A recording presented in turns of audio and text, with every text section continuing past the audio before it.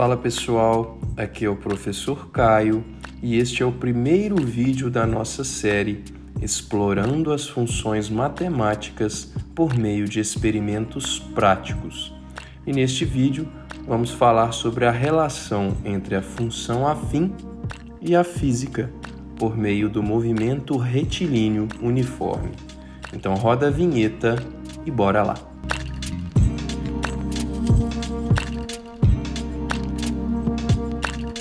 A função afim aparece com frequência na física, pois descreve situações em que uma grandeza varia de forma linear em relação a outra, ou seja, com taxa de variação constante. Podemos observar como exemplo o movimento retilíneo uniforme, onde um corpo se desloca em linha reta com velocidade constante. Também na queda livre, quando se analisa a velocidade em função do tempo, visto que a aceleração da gravidade é constante.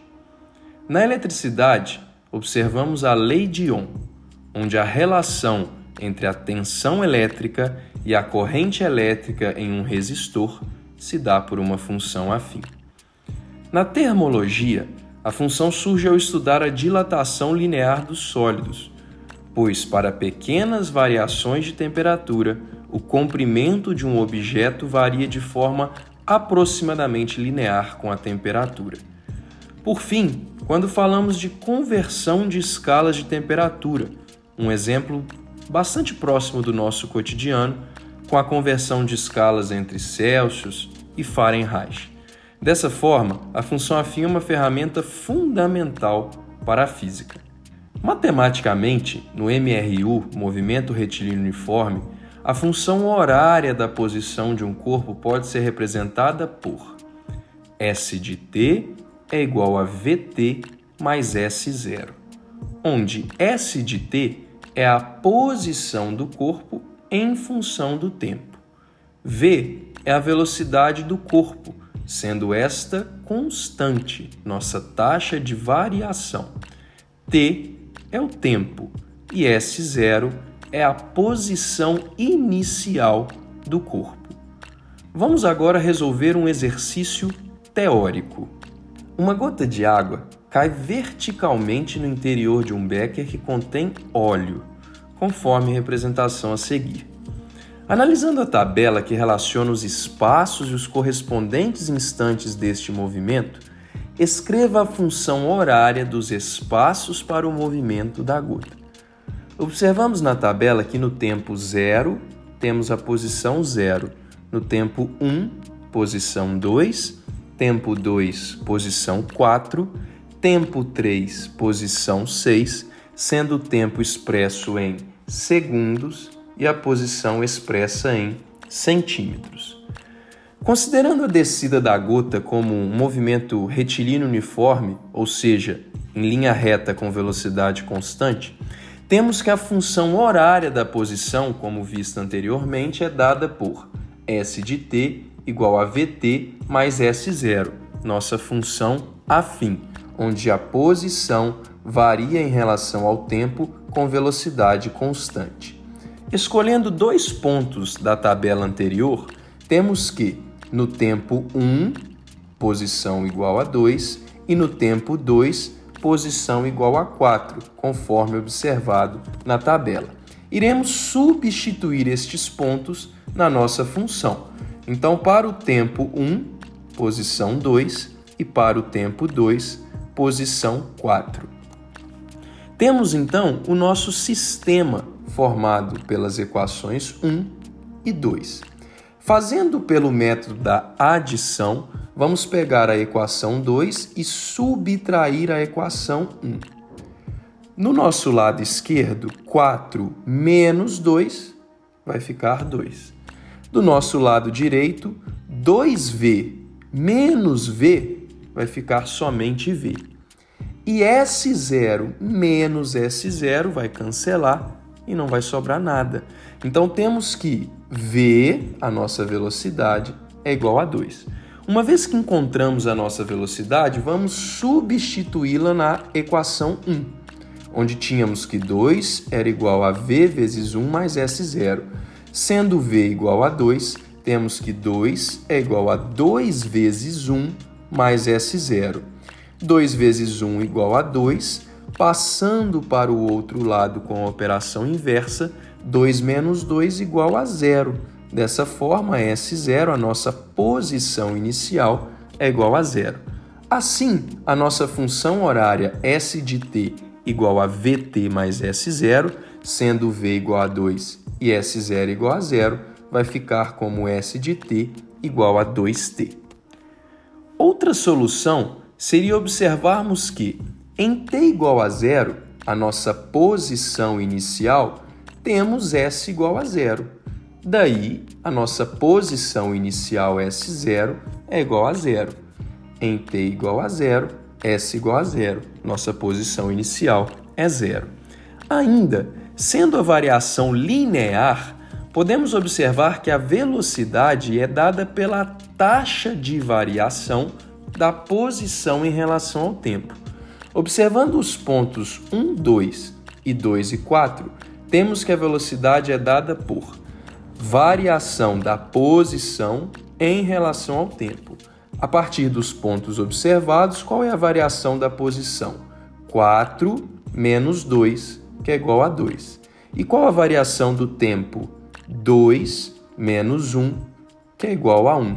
2 dividido por 1 igual a 2. Então, a nossa velocidade é igual a 2. Conforme observado anteriormente, confirmamos que S de t, a nossa função horária da posição em relação ao tempo para o exercício analisado, é dada por 2t. Que tal se realizarmos este experimento e definirmos de forma prática a função que descreve a posição da gota de água em relação ao tempo? Vamos juntos.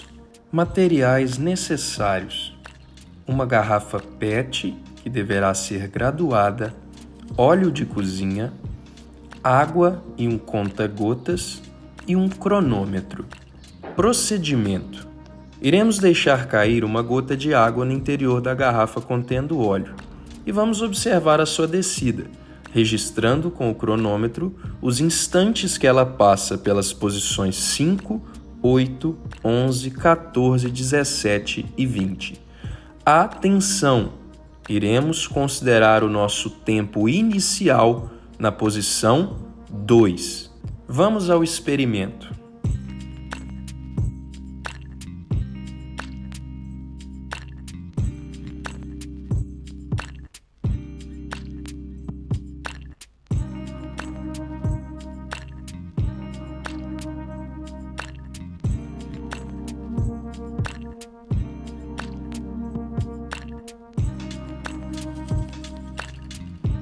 Cálculos. Observamos a tabela dos tempos registrados no experimento. Vale ressaltar o motivo pelo qual determinamos o tempo inicial na posição 2, visto que não seria adequado iniciarmos a contagem do tempo no momento em que a gota atinge o óleo, pois nesse momento existe uma aceleração no seu movimento. Contudo, devido à viscosidade do meio, a velocidade terminal é rapidamente atingida e, neste momento, ela entra em velocidade próxima do constante. Dessa forma, considerando o tempo inicial na posição igual a 2, a gota já teria atingido a sua velocidade terminal. E é isso que queremos determinar, se podemos considerar essa velocidade constante. Observando os pontos registrados nas posições 2, 5, 8, 11, 14, 17 e 20, vamos registrar esses pontos no plano cartesiano.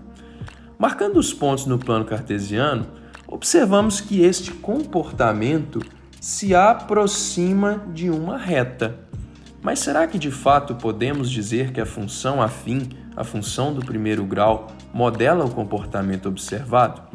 Para isso, vamos considerar apenas o ponto inicial e o ponto final, determinando que existe uma variação linear da velocidade entre esses dois pontos. Considerando a variação linear da velocidade em relação aos pontos inicial e final do experimento, vamos definir então qual a função horária da posição que aproxima o comportamento observado. Temos que, como definido anteriormente, no tempo igual a 0, a nossa posição inicial é igual a 2. Daí, S0 é igual a 2. Pelo ponto inicial 0,2 e pelo ponto final 18,1420, temos que a velocidade dada pela variação da posição em relação ao tempo é dada por 20 menos 2 sobre 18,14 menos 0. 20 menos 2, 18. 18,14 menos 0, 18,14. Fazendo a divisão, temos que a velocidade é aproximadamente 0,9923. Como visto, a função horária é dada por Vt mais S0, onde a velocidade encontrada é 0,9923 e a posição inicial é igual a 2. Construindo o gráfico da função determinada, temos o ponto inicial do nosso experimento, o ponto final do nosso experimento e os respectivos pontos da função encontrada nas posições 5, 8, 11, 14 e 17. Mas será que estes pontos encontrados nessa função correspondem aos pontos encontrados no experimento? Marcando os demais pontos registrados no experimento, podemos concluir a nossa análise. Observe que os pontos reais do meu experimento, marcados em azul, e os pontos da função determinada, considerando variação linear da velocidade a partir do ponto inicial e final, são praticamente coincidentes. Essa pequena diferença existe pelo tempo de reação ao apertar o cronômetro e pela pequena espessura nas graduações da garrafa PET. Dessa forma, podemos concluir que a função afim determinada modela o experimento realizado. Espero que vocês tenham gostado, um abraço e até o próximo vídeo.